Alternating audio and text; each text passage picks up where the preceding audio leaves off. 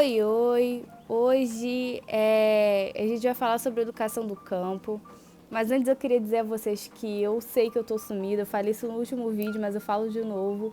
Gente, é muito difícil postar um vídeo por semana tendo, assim, uma rotina super, ultra, mega cheia. Mas eu tô tentando. Hoje, né, já que a gente tá falando de educação do campo, onde eu moro que tá chovendo na beça, eu sei que uma coisa não tem nada a ver com a outra. Mas eu espero que o barulho da chuva não incomode vocês. Eu sei que tem gente que gosta aí de estudar ouvindo o barulhinho de natureza, né? Chuva caindo, então talvez isso seja até um adendo, né?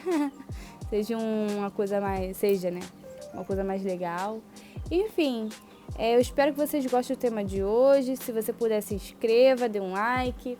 Isso aqui, mais uma vez eu repito, é um resumo de um trabalho que eu fiz em sala de aula, então eu não vou aprofundar, né, sobre o tema, mas eu vou falar brevemente a ponto que vocês entendam a proposta, né?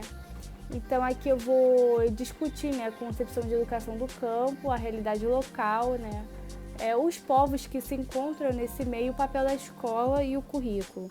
Então é isso, bora pro vídeo. O meu trabalho foi baseado no texto Educação do Campo, Currículo e Contexto na Construção e Desenvolvimento Rural e Sustentável, do autor Edson dos Santos Reis. Então eu vou deixar aqui disponível na descrição, caso vocês queiram ver esse texto. Então, para começar, a educação do campo, né, ela é algo complexo porque a escola, né, a escola do campo, ela não pode ser vinculada ao currículo. Ela tem que ser vinculada ao público, né?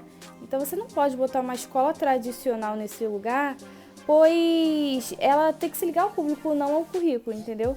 Então não tem como a gente botar uma metodologia igual que você bota aqui em qualquer outro lugar.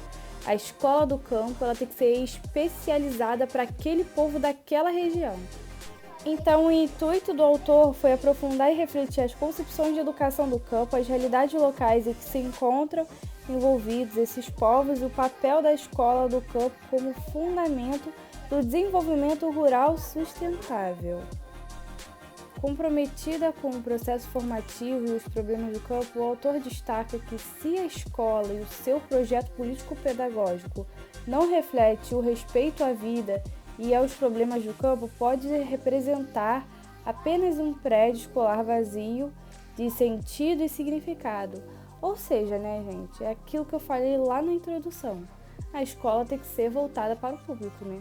Então, se a escola ela tem o seu projeto político-pedagógico que nem reflete a vida do pessoal que vive naquele campo ali, naquele meio, então a escola é uma escola vazia. Ela não tem significado, ela não tem sentido e não tem o porquê também, né, frequentá-la. Então, a escola é um espaço de construção coletiva e, por isso, a educação no campo nasce da luta constante da sociedade brasileira em defesa de uma educação apropriada e contextualizada com a realidade do campo. Então, aqui eu destaco o artigo 28 da LDB, né, porque tudo nesse país, se não tiver na lei, não é válido. Então, estamos aí na lei, quer dizer que a educação do campo ela é válida. Então, o artigo 28 diz que na oferta de educação básica para a população rural, os sistemas de educação proverão as adaptações necessárias à sua adequação às peculiaridades da vida rural e de cada região, especialmente, inciso 1, conteúdo curriculares e metodologias apropriadas às reais necessidades e interesses dos alunos da zona rural. Inciso 2. Organização escolar própria, incluindo a adequação do calendário escolar às fases do ciclo agrícola e às condições climáticas. Inciso 3. Adequação à natureza do trabalho da zona rural. Então a gente vê, né, que a escola ela tem o seu desenvolvimento até dentro da lei. Então, né, para a gente pensar nessa escola, a gente deve pensar na cultura e a vivência desse povo do campo, né? A gente deve dar oportunidades à própria comunidade do campo para determinar o que é importante para os seus filhos estudarem, né? E buscar, assim, diminuir as desigualdades sociais. Ou seja, até o público, né, esse povo desse campo, eles podem participar da construção do PPP, Projeto Político Pedagógico. Então, a gente vai falar um pouco sobre o currículo agora, né? Refletir um pouco sobre ele na educação do campo e pensar também que o currículo ele não é uma série de conteúdos escritos no papel, e mexer nesse currículo não quer dizer que você está mexendo na instituição. Então, nós professores devemos saber, né, o que é currículo para discutir e propor mudanças dentro e fora dessa sociedade aí do campo. Então, como nos ensina, né, Moura e Silva, que é uma citação que o próprio autor põe no seu texto, é que o currículo ele não pode ser o veículo de algo a ser transmitido e passivamente absorvido, mas o terreno em que ativamente se criará e produzirá a cultura.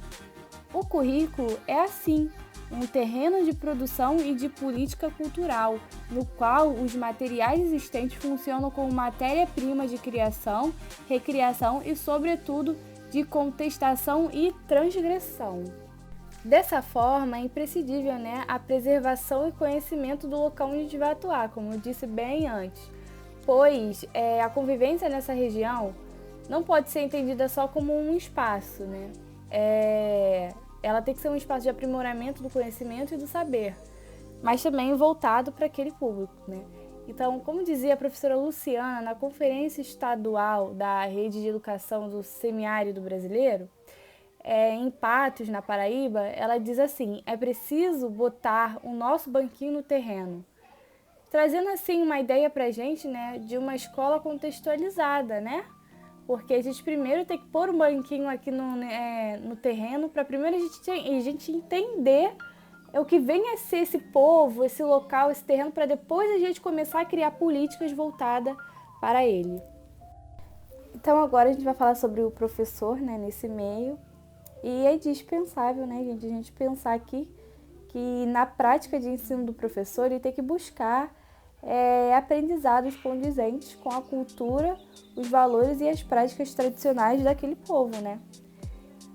O professor ele pode buscar parcerias com outras escolas, né, para diminuir as dificuldades que são enfrentadas pelos estudantes, porque a gente sabe também, né, gente, que o nosso trabalho não vai além dos muros da escola, né? A gente passa esses muros. Então, assim, é sempre bom a gente procurar apoio em outras instituições, né? E o professor ele tem esse papel também de buscar apoio fora da escola, parcerias, para que essa escola se desenvolva, não só o professor, como todo o corpo estudantil que for construído nesse campo. Uma coisa que eu queria destacar aqui, que a educação rural é diferente da educação do campo, porque a educação do campo é uma educação específica para aquele povo, daquela região, daquele lugar. E a educação rural é uma educação que envolve todas as unidades escolares na região rural, entende? Então, a educação rural é uma parada mais ampla, enquanto a educação do campo é uma coisa bem mais específica. Enfim, nós chegamos ao final do nosso slide. Eu espero que você tenha gostado do meu resuminho. Vou deixar o texto aqui embaixo. Por favor, se inscreva, dê um like, comenta se você quiser. Eu não sou especialista, sou apenas uma estudante de formação, mas eu quis trazer isso para vocês. Beijinhos e tchau, tchau!